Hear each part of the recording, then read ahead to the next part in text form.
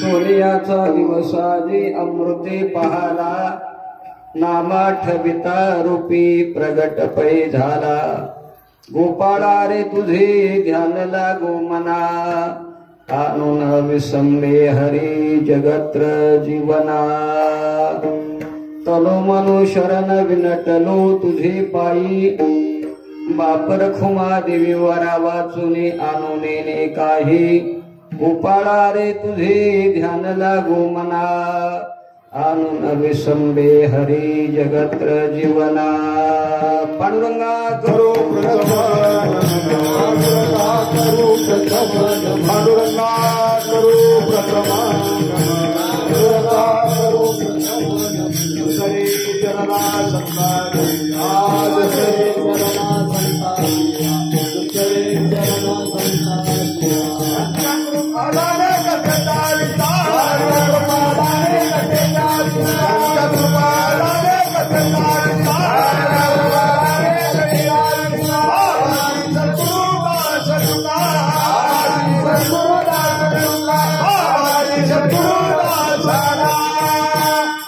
जयांची केलिया स्मरण होई सकळ विद्यांची अधिकरण श्रीचे वंदू श्री चरण श्री गुरूंचे ते नमस्कारो नियता काय माझी वाणी मानेल संतांशी रंजवो चित्ताशी आपुलिया माझी वाणी तुझे वर्णे गुणनाम ऐसे दे प्रेम काही कळा सोनियाचा दिवसाजी अमृते पहाला नामाठविता रूपी प्रगट पै झाला गोपाळा रे तुझे ध्यान लागो मना आणून विसंबे हरी जगत्र जीवना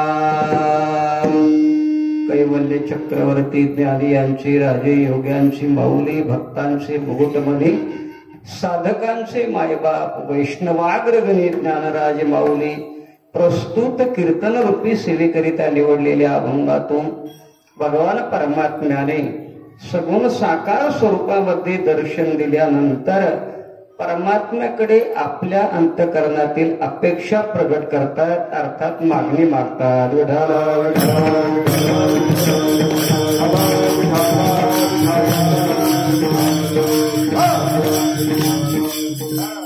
अभंगावरती संकल्पित वेळेमध्ये चिंतन सेवा मांडण्यापूर्वी आपल्या नायगाव या पुण्य पावन भूमीमध्ये भगवान परमात्म्याच्या सेवेमध्ये भाविक सज्जनाच्या उपस्थितीमध्ये अखंड हरिनाम सप्ताहाची साधना या ठिकाणी संपन्न होते ज्या निमित्ताने संपन्न होती वैकुंठवासी हरिभक्ती पारायण परमार्थ प्रेमी महंत जनार्दन बाबा नायगावकर यांच्या पुण्यतिथीच्या निमित्ताने आदरणीय हरिभक्ती पारायण परमार्थ प्रेमी महंत दिनकर बाबा नायगावकर नायगाव बसदी मंडळ भाविक भक्त मंडळ माता भगिनी आणि परिसरातील बाबावरती प्रेम करणारी सर्वच मंडळी यांच्या उपस्थितीमध्ये हा उत्सव या ठिकाणी संपन्न होतो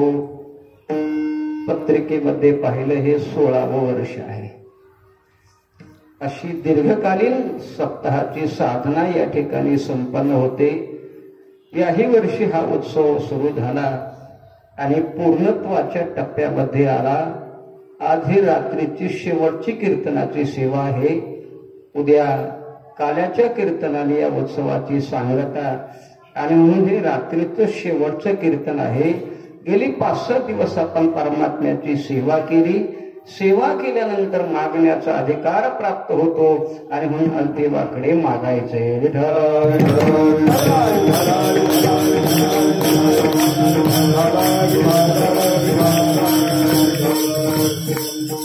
मागत असताना कोणाकडे मागावं, कशा पद्धतीने मागावं, काय मागावं, हे सगळं संत महात्म्याकडून शिकावं. कैवल्य चक्रवर्ती ज्ञानराज मौली या अभंगामध्ये परमात्म्याने सगुण साकार स्वरूपामध्ये दर्शन दिल्यानंतर आपल्या अंतःकरणातील अपेक्षा परमात्म्याने पूर्ण करावी याच्या करता प्रार्थना करतात म्हणा अथवा मागणी मागतात म्हणा. जीवन म्हटलं की काही अपेक्षा असतात. अपेक्षा दोन प्रकारच्या असतात, एक गरजेने आणि दुसरी आवडीने. गरज वेगळी आणि आवड वेगळी. ज्याची गरज असते त्याची आवड असतेच असं नाही, आणि ज्याची आवड असते त्याची गरज असतेच असं नाही. मग गरज वेगळी आहे. जी निमित्ताने असते त्यांना गरज म्हणतात आणि जी निर्निमित्त असते त्याला आवड म्हणतात. प्रत्येकाच्या जीवनामध्ये काही गोष्टी गरजेने असतात तर काही गोष्टी आवडीने असतात. तर कोणाच्या जीवनामध्ये कोणती गरज आहे आणि कोणती आवड आहे, प्रत्येकाच्या जीवनातला भाग वेगवेगळा आहे. आणि म्हणून जी निर्निमित्त असते त्याला आवड म्हणतात. एक प्रकारचं आकर्षण ज्याच्या वाचून जीवनामध्ये आडलं नाही तरी सुद्धा जे असते त्याला आकर्षण म्हणतात. असं प्रत्येकाच्या जीवनामध्ये आहे. बाकीच्या जीवनाचा जरी आपण विचार नाही केला, केवळ माणसाच्या जीवनाचा जरी आपण विचार केला तर सगळ्याच माणसाच्या जीवनातलं आकर्षण एका प्रकारचं नाही, भिन्न भिन्न प्रकारचं आहे.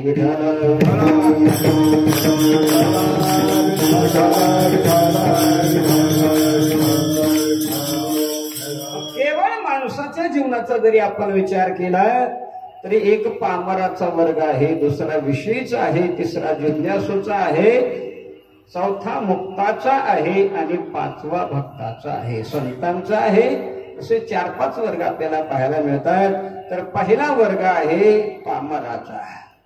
याच्या जीवनामध्ये आकर्षण काय आहे तर या पामराच्या जीवनामध्ये आकर्षण आहे अंगा मनासी रुचावे, हे तुले कृत्या नाठवे, करण्याचे निनावे भलतेची करी, देव धर्म सांगी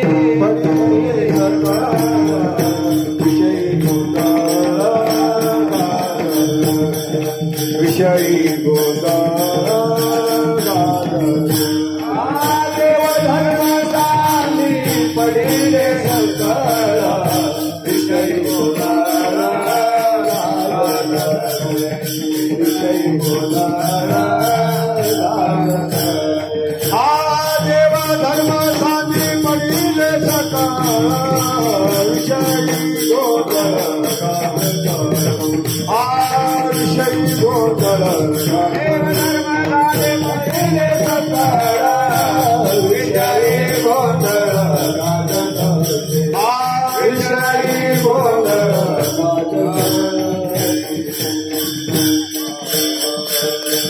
देवधर्म सांगी पडिले सकळ, विषयी गोंधळ गाजत असे, ल्यावे खावे बरे असावे सदैव, हेच करी हवं संसार. विषय ओढी बोलले जीव, आता यांची कोण करील केवळ, नुपजे नारायणी भाव पावनी ठाव नरदेह, देवन लगे साठवणी चिरुदले जागे. हे पामराच्या जीवनातलं आकर्षण आहे. संधी प्राप्त झाली तरी सुद्धा परमात्म्याकडे प्रवृत्तीच होत नाही. बरवी सापडली संधी,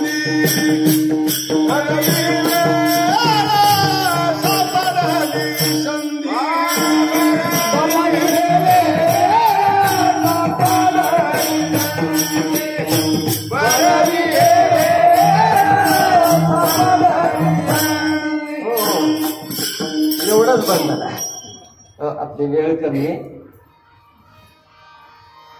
सायशी झाली बुद्धी संचित असे.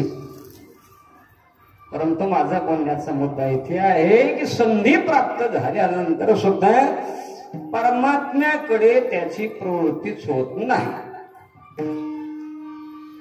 मनुष्य देह ऐसा निध, साधिले ते साधे सिद्ध, करोनी प्रबोध संत पार उतरले मनुष्य देह ऐसा निध म्हणजे ठेवा निधी प्राप्त झाला तरी सुद्धा परमात्म्याकडे त्याची प्रवृत्तीच होत नाही. गुरुवर्य महाराज सांगत असतात. शांती ब्रह्म एकनाथ महाराज आणि एकदा वैशाख महिन्याचे दिवस होते.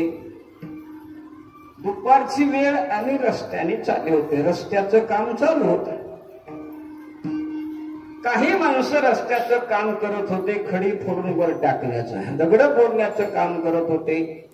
कमरेला फक्त एक वस्त्र गुंडाळलेलं, वरचं अर्धा अंग तर उघडच होतं. डोक्याला काही नाही, अंगातून घाम निघत आहे, ऊन मी म्हणतोय आणि अशा उन्हामध्ये दगड फोडण्याचं काम करत होते. नाथ महाराजांनी त्यांच्याकडे पाहिलं आणि साधूंचंच हृदय असल्यामुळे द्रवलं. एवढी मेहनत करावी लागते यांना. नाथ महाराज त्यांच्या जवळ गेले आणि म्हटले, का तुम्हाला पोट भरण्याकरता, पैसे मिळवण्याकरता, जीवन जगण्याकरता एवढी मेहनत करावी लागते?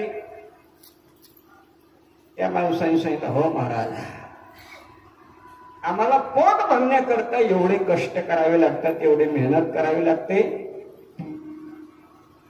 आम्हाला अजून अंगभर वस्त्र नाही.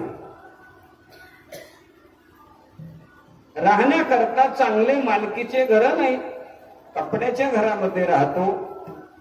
अर्धांग उघडच आहे. एवढी मेहनत केली, एवढे कष्ट केले तर गोळाभर अन्न आम्हाला पोटाला मिळते. नाथ महाराज म्हटले, तुम्हाला पोट भरण्याकरता एवढी मेहनत करावी लागते, कष्ट करावे लागतात. साधूंचंच हृदय असल्यामुळे द्रवलं गेलं. आणि आपल्या सर्वच संत मांदियाळीमध्ये नाथ महाराज हे श्रीमंत संत होते. जागीरदार. रोज देवाला पुरणपोळीचा नैवेद्य. रोज 100 माणसं पंक्तीला जेवण्याकरता नाथ महाराजांच्या बरोबर असायचे. नाथ महाराजांनी सांगितलं, पोट भरण्याकरता जर तुम्हाला एवढी मेहनत करावी लागत असेल तर त्या सोडून काम, चला माझ्या बरोबर, सगळी व्यवस्था करतो तुमची, खाण्यापिण्याची, पोटा पाण्याची. हवं त्या वेळेला, हवं त्या प्रमाणामध्ये आणि हवं ते तुम्हाला पोटभर खायला मिळेल. त्या माणसाने विचार केला, ठीक आहे, खायला पोटभर मिळेल, परंतु काम कोणतं करायचं हे आपण विचारलं पाहिजे. नाथ महाराजांना विचारलं, महाराज हे एवढं सगळं करायचंय, पोटभर आम्हाला खायला तुम्ही देणार आहे, परंतु काम कोणतं करायचंय ते सांगा ना. नाथ महाराजांनी सांगितलं, काही काम करायचं ना. आपसात विचार चर्चा करू लागले. पोटच्या पोराला कोणी फुकट खाऊ घालीत नाही आणि हे म्हणतात बसून खायचंय, काही काम करायचं नाही, असं कसं शक्य आहे? नाही म्हटले, इथं गोड बोलून आपल्याला घरी घेऊन जातील आणि नंतर तिथे गेल्यानंतर काम सांगतील आपल्याला. नाही नाही, अगोदर तिथे ठराव करूनच जायचंय, तसं जायचं नाही. त्यांनी सांगितलं, महाराज तसं नाही, काम कोणतं करायचं ते अगोदर सांगा, नंतर आम्ही येतो. नाथ महाराजांनी सांगितलं, काय नाही काम करायचं, आमच्याकडे रात्रीच्याला 1 तासभर फक्त पोथी चालते, एवढी पोथी मांडी घालून ऐकायची, बस. सगळी जेवणाची व्यवस्था, 2-3 वेळेचं तुमचं जेवण दिलं जाईल, फक्त पोथी ऐकायची तासभर. हसायला लागले. हे तर सोपं आहे, 1 तासभर पोथी ऐकणे काय अवघड आहे का? हे तर सोपं आहे. आले नाथ महाराजांच्या बरोबर. सगळी पोटा पाण्याची व्यवस्था सुंदर केली नाथ महाराजांनी. पहिल्या दिवशी तासभर पोथी ऐकली, दुसऱ्या दिवशी तासभर पोथी ऐकली आणि तिसऱ्या दिवशी अजून 1 तासभर पोथी ऐकल्यानंतर मग आपसात चर्चा करायला लागली. एकमेकाला विचारायला लागली, कसं काय वाटतंय रात?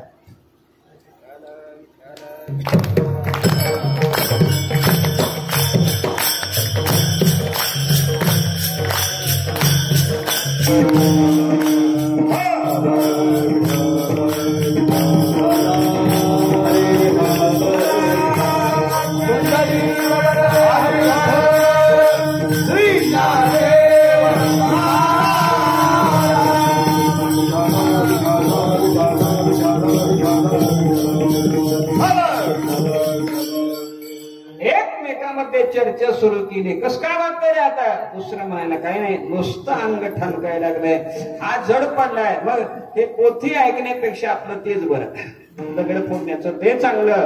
मग नाथ महाराजाकडनं आताच परवानगी घेऊ आणि सकाळी पहाटेच उठून आपण आपल्या कामाला निघून जाऊ.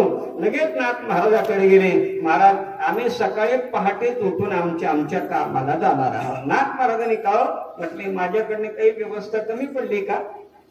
सोय चांगली झाली का पोटा पाण्याची, जेवणाची? नाही महाराज, खूप सुंदर व्यवस्था केली, परंतु 1 तासभर पोथी ऐकण्यापेक्षा ते दगड फोडलेले बरे.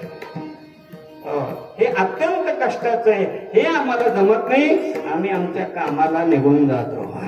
याला काय म्हणतात?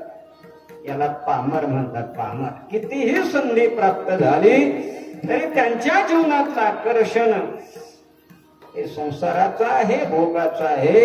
कोणत्या का मार्गाने होईना, ते नक्की कोणत्या का मार्गाने होईना, परंतु विषय मिळवावेत, विहित असोत निश्चित असोत, विषय मिळवावेत आणि ते भोगावेत, एवढं त्यांच्या जीवनातलं आकर्षण आहे.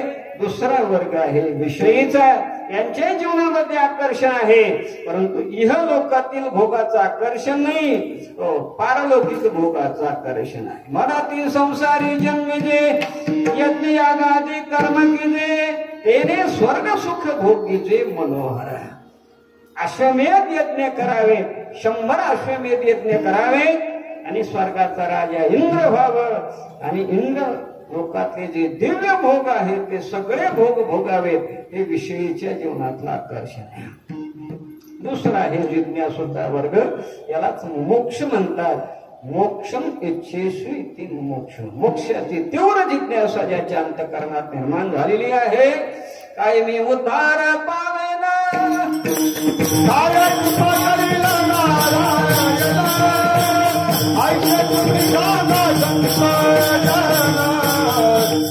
समाधान चित्त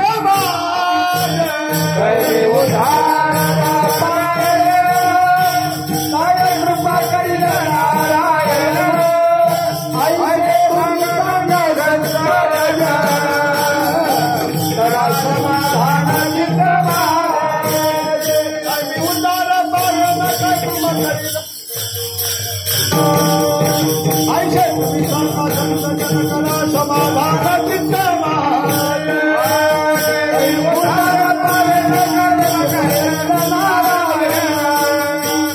चित्त उद्धार समाधान चित्त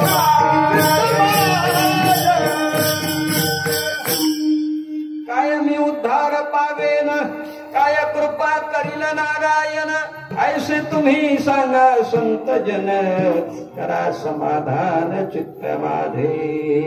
श्री गुरूंची भेट कधी होईल, यांची सेवा कधी घडेल, प्रश्न विचारले जातील, कधी विचारले जातील, आणि मग ते ज्ञानाचा उपदेश जीवनामध्ये कधी करतील. तद्विधी प्रणिपातेन परिप्रश्नेन सेवया उपदेक्षन्ति ते ज्ञानं ज्ञानिनस् तत्त्वदर्शिना. म्हणजे त्याच्या जीवनामध्ये ब्रह्मज्ञान श्री गुरुकडनं प्राप्त होणारं ब्रह्मज्ञान कधी प्राप्त होईल, अंतद्वारे प्राप्त होणारा मोक्ष जीवनामध्ये कधी प्राप्त होऊन जन्म मरणाच्या फेऱ्यातून दुःखातून कधी बाहेर पडेल, एवढंच एक आकर्षण जिज्ञासूच्या जीवनामध्ये आहे. चौथा वर्ग आहे मुक्ताचा. तर कोणतंच आकर्षण नसणे हेच मुक्ताच्या जीवनातलं आकर्षण आहे. वासनानी माली समूळ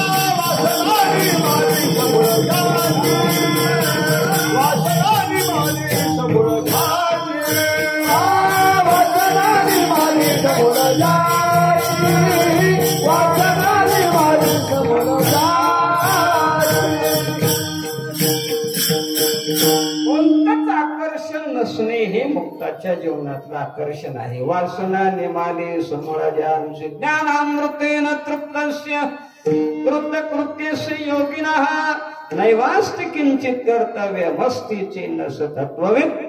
काम नाही झालो पाही रिकामा कृत्य झालो इच्छा केली ते पावलो. हे मुक्ताच्या जीवनातलं आकर्षण आहे. कृत्य झालं म्हणजे जे करायचं होतं ते करून संपलं आणि जे मिळवायचं होतं प्राप्त होतं ते प्राप्त करून संपवलं. आता करायचंही जीवनामध्ये काही शिल्लक राहिलेलं नाही आणि मिळवायचंही जीवनामध्ये काही शिल्लक राहिलेलं नाही. म्हणजे आकर्षण नसणे हेच मुक्ताच्या जीवनातलं आकर्षण आहे. हा ही मुक्ताचा वर्ग चौथा. आणि पाचवा वर्ग आहे भक्तांचा. भक्तांच्या जीवनातलं आकर्षण वेगळं आहे, संतांच्या जीवनातलं आकर्षण वेगळं आहे. काय आकर्षण आहे? संसारातल्या भोगाचं नाही, पारलौकिक भोगाचं नाही, एवढंच नाही. पायी गोविली वासना तुच्छ केले ब्रह्मज्ञाना. नको ब्रह्मज्ञान निषेध आहे मुक्ताच्या जीवनातला. भगवत भक्ताच्या जीवनामध्ये ब्रह्मज्ञानाचा निषेध आहे.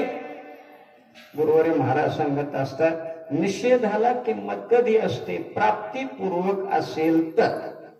प्राप्तीपूर्वक नसेल तर त्या निषेधाला काही अर्थ नाही. एखादा म्हणू लागला मी मुख्यमंत्री होणार नाही, देतो कोण तुला? पण घ्या म्हणून कोणीतरी माग लागावं आणि मग म्हणावं मला नको, त्या निषेधाला किंमत आहे. बरोबर महाराज सांगत असतात एक कोला रस्त्याने चालला आणि रस्त्याच्या कडेलाच एक द्राक्षाचा वेल त्याने पाहिला. द्राक्षाच्या वेलाला द्राक्ष लागलेले पिवळे धमक अशा प्रकारचे द्राक्षे पाहिले. कोल्याच्या तोंडाला पाणी सुटलं आणि काय म्हणतो कोला, कितने अच्छे है ये अंगूर, कितने मीठे है ये अंगूर. आणि ते कोलं त्या द्राक्षाच्या वेलाकडे गेलं. खाण्याकरता उड्या बऱ्याच मारल्या परंतु वेल उंच होता, त्याच्या तोंडाला काही द्राक्ष आले नाहीत. आणि मग कंटाळून कोलं तिथून निघालं आणि जाताना काय म्हणते, कितने खट्टे है ये अंगूर. मिळाले नाहीत म्हणून. प्राप्तीपूर्वक निषेधाला अर्थ असतो. संत महात्मे भगवत भक्त ब्रह्मज्ञानाचा निषेध करतात. याचा अर्थ त्यांना ते प्राप्त नव्हतं असं नाही, प्राप्तीच्या नंतरचा निषेध आहे. त्यांना ते प्राप्त होतं आणि प्राप्तीच्या नंतरचा निषेध आहे. मग भगवत भक्ताच्या जीवनातलं आकर्षण काय? ब्रह्मज्ञान नाही, मोक्ष नाही. का निषेध करतात? त्याचं कारणच असं आहे, मोक्ष आम्हा घरी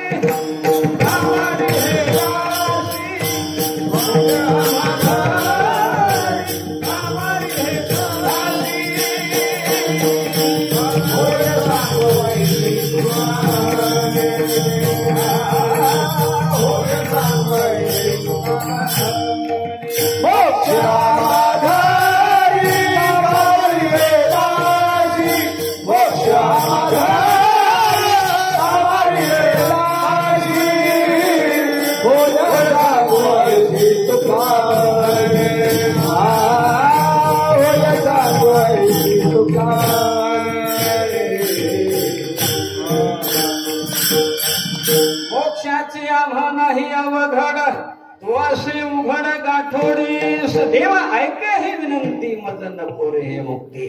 म्हणजे हे प्राप्तच होतं परंतु हे आकर्षण त्यांच्या जीवनातलं नव्हतं. सर्वात्मकपण माझे हिरून नेतो कोण, म्हणजे प्राप्त होतं मनी भक्तीची आवड आहे. मग भगवत भक्ताच्या जीवनातलं आकर्षण वेगळं आहे. काय आकर्षण आहे? तर त्यांच्या जीवनातलं हे आकर्षण आहे. अर्थ माझे बहु कोटी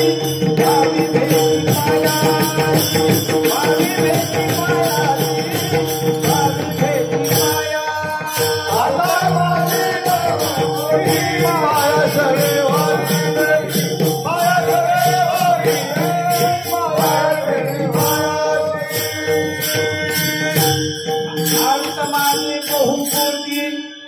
झाली भेटी पायाची, भेटीची आवडी उतावीळ मन, लागलेसे ध्यान जीवी जीवा. हे भगवत भक्ताच्या जीवनातलं आकर्षण आहे. परमात्म्याने आपल्याला सगुण साकार स्वरूपामध्ये दर्शन द्यावं. डावे रूप मज गोपिका रमण, ठेवीन चरणावरी माथा. परमात्म्याने सगुण साकार स्वरूपामध्ये दर्शन द्यावं, त्याला डोळे भरून पाहावं, त्याला आलिंगन द्यावं. हे भगवत भक्ताच्या जीवनातलं आकर्षण आहे. मग आकर्षण तर हे आहे, परंतु परमात्मा दर्शन एवढं सोपं नाही. सगुण साकार परमात्म्याचं दर्शन एवढं सोपं नाही. गुरुवर्य महाराज सांगत असतात, आपण देवाचं दर्शन घेणं सोपं आहे, परंतु देवाने आपल्याला आपण होऊन दर्शन देणं फार अवघड आहे. त्याच्याकरता आपण दर्शन घेण्याकरता एवढी पात्रता लागत नाही, त्याच्यापेक्षा कितीतरी पटीने देवाने आपल्याला दर्शन देण्याकरता पात्रता लागते. पात्रता असेल तर परमात्मा दर्शन देतात. आणि पुढे जाऊन अजून एक महत्वाचं वाक्य असे सांगेल की आपल्या अंगी जर पात्रता असेल आणि परमात्म्याच्या दर्शनाची इच्छा जरी नसली तरी सुद्धा परमात्मा त्याला दर्शन देतात. पात्रता असेल तर.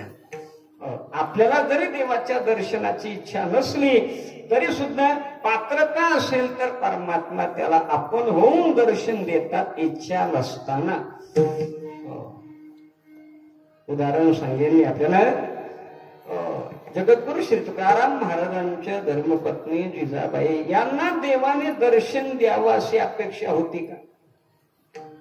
उलट देवाबरोबर तर वैरत्व होतं जिजाबाईंचं. तुकाराम महाराजांच्या बरोबर नव्हतं, परंतु परमात्म्या बरोबर मात्र वैरत्व होतं का? संसार सगळा याच्या भजनामुळे तर माझा बिघडला, माझा पती याने वेडा केला आणि म्हणून देवाबरोबर वैरत्व होतं.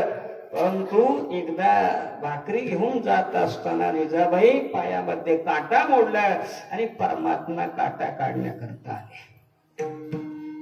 परमात्म्याला समोर पाहिल्याबरोबर जिजाबाईने तोंड फिरवलं. पुन्हा परमात्मा समोर आले.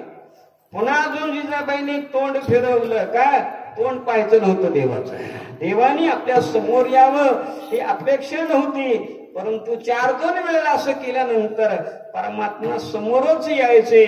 आणि मग परमात्मा जवळ आले. काटा मोडलेला आहे. परमात्म्याने सांगितलं, काटा काढू का मी?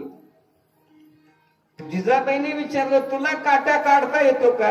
देवाने सांगितलं, मला चांगला काटा काढता येतो.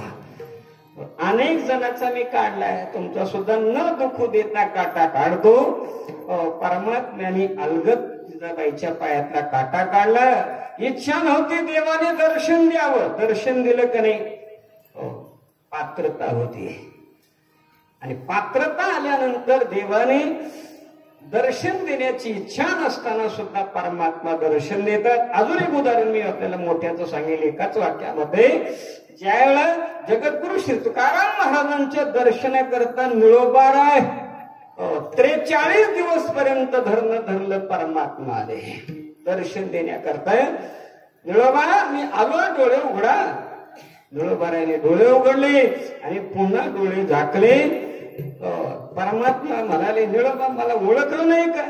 निळोबाने सांगितलं, अहो काय झालं देवा तुम्हाला ओळखायला? असं काय नाही झालं ओळखायला, ओळखलं देवा तुम्हाला, परंतु माझा प्रश्न आहे, मी तुमच्या दर्शनाकरता धरलंच नव्हतं. तुमचं दर्शन व्हावं याच्याकरता मी या ठिकाणी बसलोच नाही. निळा म्हणे, आम्ही ओळखोची देवा तुझ्याचा धावा करीत असो, तुझं नागी येथे बोलाविले कोणी, प्रार्थिल्या वाचून आला. असे का सांगण्याचा माझा मुद्दा एवढाच आहे. पात्रता जर असेल तर देवाच्या दर्शनाची इच्छा नसताना सुद्धा परमात्मा दर्शन देतात. मुद्दा माझा बोलण्याचा इथे आहे की आपण देवाचं दर्शन घेणे त्याला फारशी पात्रता लागत नाही, परंतु देवाने आपण होऊन दर्शन देण्याकरता मात्र खूप मोठी पात्रता लागते. परमात्म्याने दर्शन देणं एवढं सोपं नाही. किती अवघड आहे. महाराजांचं एक अभंग आहे, सोन्याचे पर्वत पर्वती पाषाण अवघे रानोरान कल्पतरू. हे काही सोपं आहे का? महाराज म्हणतात हे अशक्य प्राय आहे, परंतु एखाद्या वेळेला शक्य होईल. जगातले सगळे पाषाणाचे पर्वत सोन्याचे बनवता येतील. काय भाव आहे आज सोन्याचा? मला वाटतं 70च्या पुढे काहीतरी गेलाय. 74 म्हणजे 75च म्हणायचं. तोळ्याचा आहे, किलोचा नाही हा, तोळ्याचा आहे.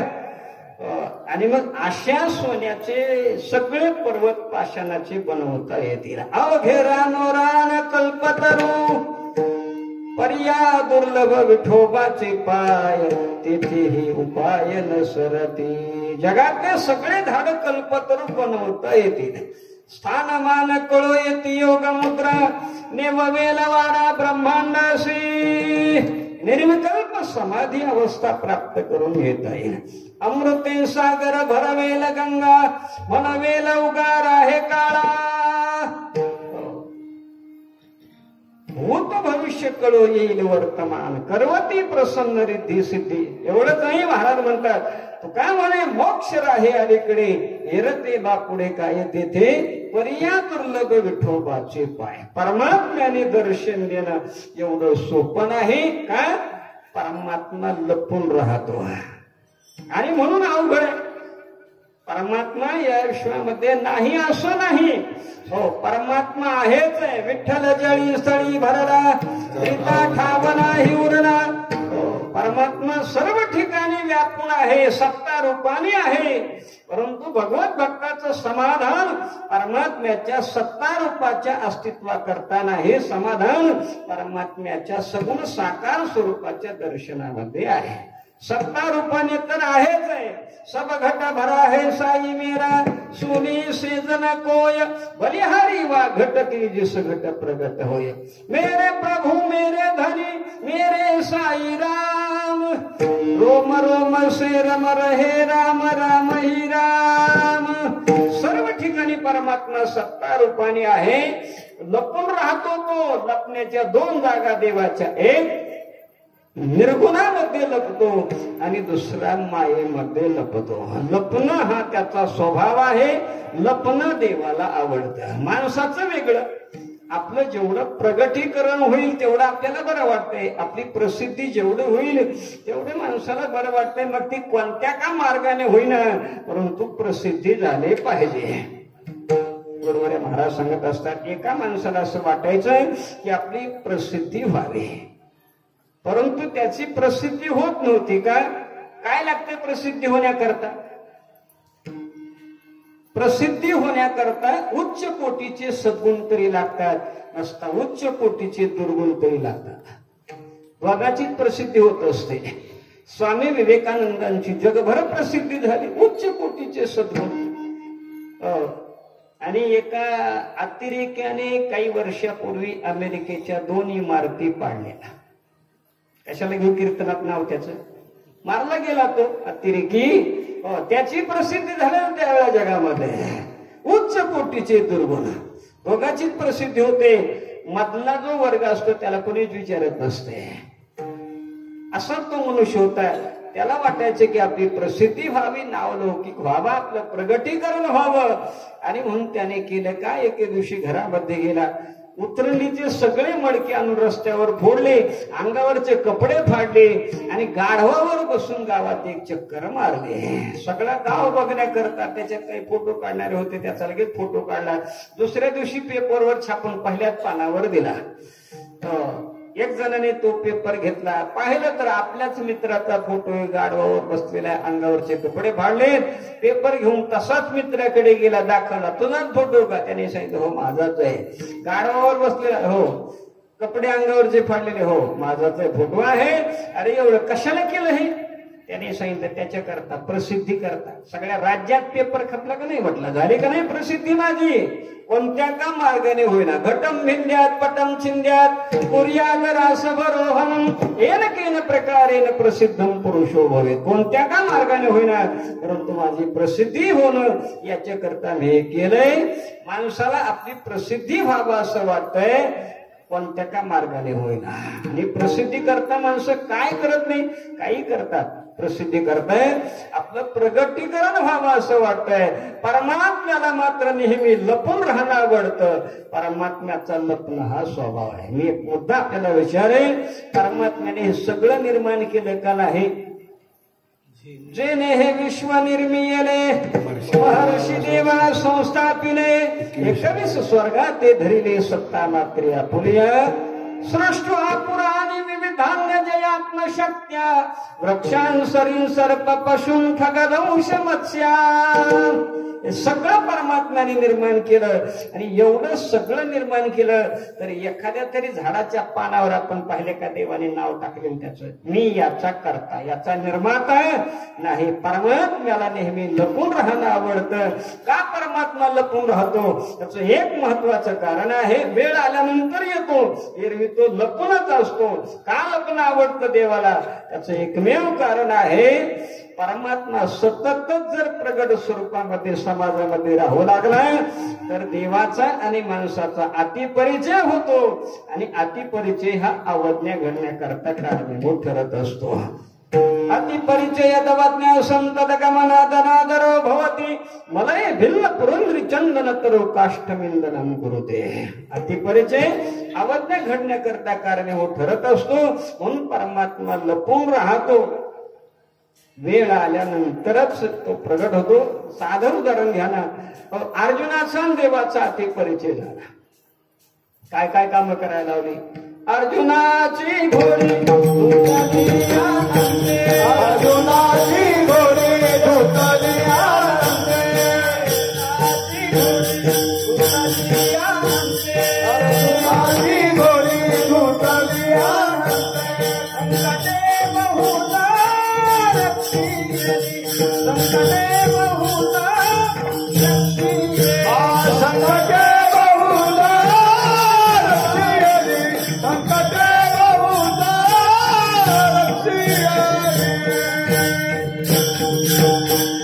अर्जुनाची घोडी धुतली अनंते संकटे बहुत रक्षियेली. सगळे काम करायला लावले अर्जुनाने. आणि मग देवाचा मोठेपणा कधी कळाला अर्जुनाला? महिमा कधी कळाला? ज्यावेळेला कुरुक्षेत्रावरती गीता सांगत असताना परमात्म्याने अर्जुनाला विश्वरूप दाखवलं आणि मग देवाचा मोठेपणा कळाला. आणि मग अर्जुनाला पश्चाताप झाला. केवढी अवज्ञा आपल्याकडनं देवाची झाली. का झाली? सखेति मत्वा प्रसभम्य दुःखम हे कृष्ण हे यादव हे सखेति अजानता महिमानंत वेदम मया प्रमादात प्रणयेन वापी. सखा समजून अवज्ञा झाली. देवाची किंमत कळाली नाही, मोठेपणा कळाला नाही. गुरुवारी महाराज सांगत असतात, असं होत असते बऱ्याच जणांच्या जीवनामध्ये. मोठ्या व्यक्तीच्या जीवनाचा जरी सहवास आपल्या जीवनामध्ये प्राप्त झाला तरी सुद्धा मोठ्याचं मोठेपण कळतेच असं नाही. का? अतिपरिचयात अवज्ञा घडत असते. असं समाजाकडनं अतिपरिचय ज्या वेळा होईल समाजाचा आणि म्हणून देवाची सुद्धा अवज्ञा घडते. म्हणून परमात्मा नेहमी लपून राहतो. वेळ आल्यानंतरच परमात्मा प्रगट स्वरूपामध्ये सगुण साकार स्वरूपामध्ये येतो. कधी वेळ येते? यदा यदा ही धर्मस्य ग्लानिर्भवति भारत, त्यावेळेलाच येतो तेवढ्या कामापुरता आणि नंतर पुन्हा निर्गमनामध्ये तो लपतो. हो, म्हणून परमात्मा लपून राहतो. परंतु भगवत भक्ताची अपेक्षा असते की परमात्म्याने आपल्याला सगुण साकार स्वरूपामध्ये दर्शन द्यावा. जुरोनी पांघरा हो पाहे आता येई पंढरीनाथा भेटावया. प्राणरी घो पाहे कुडी सांडोनी श्रीमुख नयनी न देखता. आणि भगवत भक्ताच्या जीवनामध्ये परमात्म्याचा हा लपण्याचा वियोग सहन होत नाही. आर्तता वाढली जाते, तळमळ वाढली जाते. आणि तळमळ वाढल्यानंतर परमात्मा काही दूर असतो का? परमात्मा दूर नसतो, जवळच असतो. तो फक्त भेटत नसतो. जवळी आहे परी का भेटत नसतो? भगवत भक्ताच्या हृदयामध्ये आर्तता वाढलेली नसते तोपर्यंत परमात्मा भेटत नाही आणि आर्तता एकदा वाढली की मग परमात्मा काही दूर नसतोच आहे। आर्त माझे बहुकोटी पावी भेटी पायासी, आर्तता वाढावी लागते। देव कैचा तया दुरी बाकी बरी करुणा, देव दूर नसतोच आहे। नेमकं माऊलींच्या जीवनामध्ये सुद्धा हेच होतं, आर्तता वाढली, समाधान आनंद परमात्म्याच्या सगुण साकार दर्शनाने।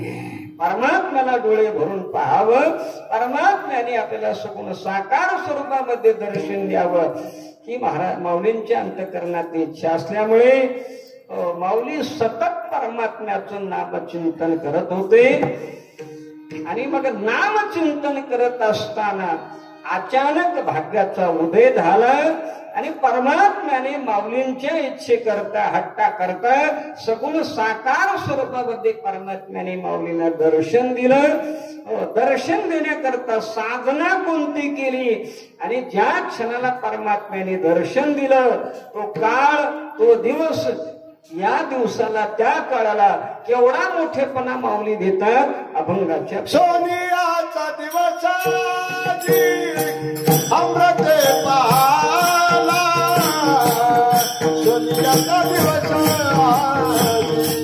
अमृत पाला, सोनियाचा दिवस